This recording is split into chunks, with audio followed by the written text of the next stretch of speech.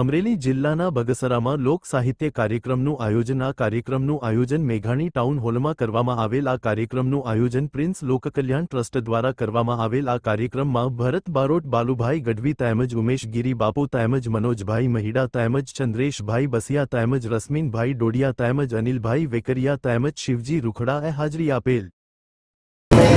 આજરોજ prince foundation દ્વારા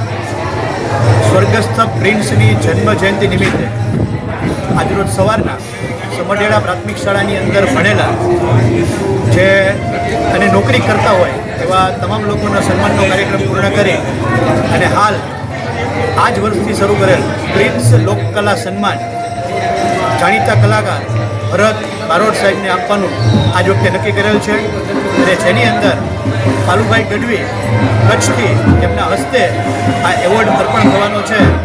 એવા બાલુભાઈ ગઢવી અને બગસરાના કલાપ્રેમીઓની વચ્ચે આજે આ કાર્યક્રમ છે એ પૂર્ણ થયેલ છે।